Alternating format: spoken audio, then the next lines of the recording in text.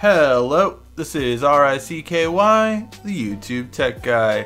Hey guys, so today we're going to be talking about what is missing from the Galaxy Note 8. And this is always a fun thing to go over because no phone is perfect. Every phone has some things that are missing, and we'll go over this with the new iPhone and the V30 and the Pixel 2 as they all come out. But what's missing on the Note 8? So these are the 5 things that I feel that are missing. First off, front-facing stereo speakers. God, do we need that. Samsung bought Harman for almost $8 billion. They now own JBL, AKG, Harman Kardon, B&O. We can't get one company to make better front-facing speakers on your phones? Just one of those sections? That is the biggest miss on the Note 8 by far, to be honest. A lot of things are great on this phone. The speaker is just the worst part of it, to be honest. It's just the bane of its existence to me, and it's one thing I wish, like, after all the phones I have here, it's the worst part of it by far. Second one, I am now envious of Apple for having this, and it's something that many Android users can't say, like, oh man, well, anything that Apple has, it's been on Android for a long time. Not this one. It needs the ability to shoot 4K at 60 frames per second and 24 frames per second. Now, for those of you who don't know what the difference of frames per second are, all smartphones shoot in 30 frames per second, all of them. But some smartphones allow you to shoot 1080p at 60 frames per second. The Note 8 shoots that. It's the best quality you can get with the Note 8. However, very few smartphones allow you to shoot at 24 frames per second. What is these different frames per second? So 24 is what most movies are shot with. It's a traditional format that movies are shot in, and they look very cinematic, they look very professional when you see that kind of format. 60 frames per second looks so smooth and so lifelike. That's actually what I film at, and a lot of people like it, and some people don't like it. Some people think, oh, it's too realistic, or it's too ultra, smooth, and like, we don't like that. It's not cinematic. So it's a preference.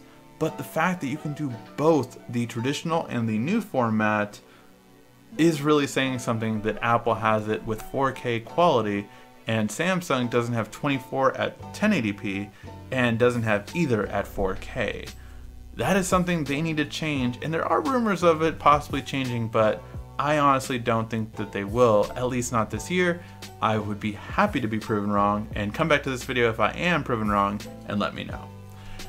The third thing is a fingerprint scanner on the screen, or at least on the front again. We do miss the fingerprint scanner on the front. I know a lot of people complain about the fingerprint scanner on the back. I don't think it's that bad, but I honestly don't use it as much as I used to when it was on the front on the last year model.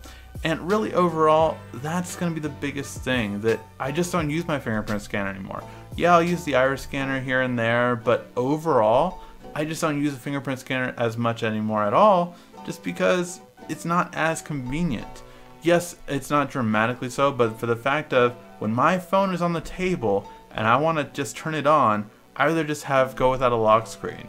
And yes, I'm not really trying to hide anything, and I can remote delete my phone from wherever it is in the world, so I don't really care that much about it in terms of a lock screen protection, but I did like the added benefit of security when it was easy to do.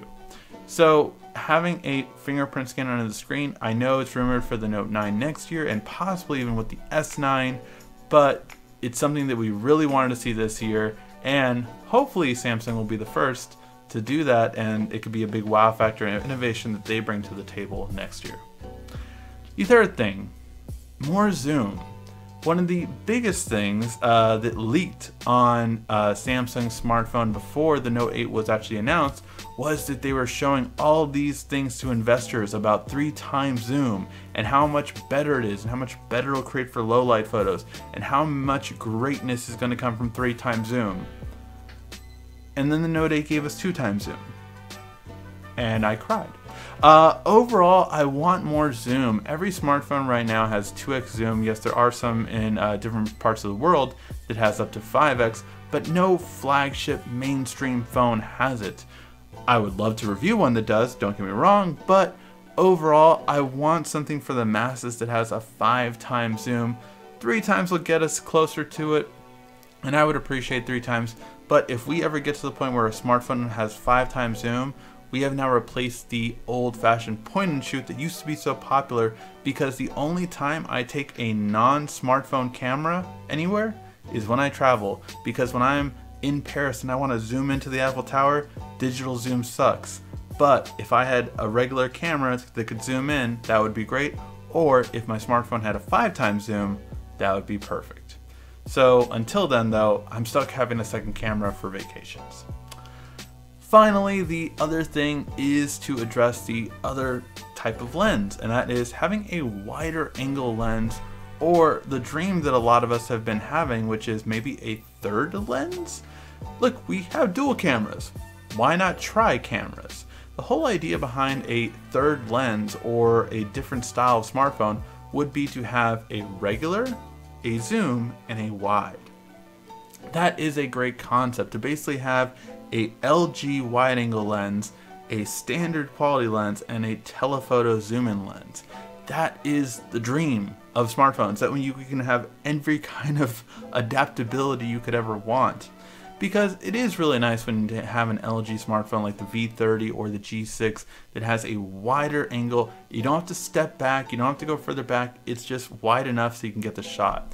Now Samsung does have a wide angle camera by standard smartphone camera lenses, and that's why they actually said, oh, it's a wide angle. It's not really a wide angle by how we think of it by today's standards, because LG's is a wide angle.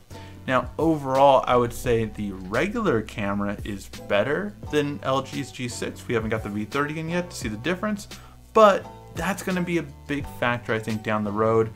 The first smartphone that could give us 3 lenses, the tri-camera instead of just a dual camera, to have a regular, a zoom in, and a wide angle. That's the dream, and I think we're going to get that before 2 years end.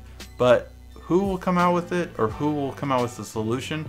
Even if we just had a wide angle and a telephoto, I think that would be perfect. Let me know your guys' thoughts in the comment section down below. What do you think is the biggest thing missing from the Note 8, and what would you like to see in the next smartphone? Thank you as always for watching. This has been RICKY, the YouTube Tech Guy. Thank you for watching our video. If you liked it, why don't you go ahead and subscribe up there. Make sure you follow us on social media right here. And of course, check out our latest video up there. And right down here, you're going to find the perfect video for you. Or at least that's what YouTube tells me. Thanks again.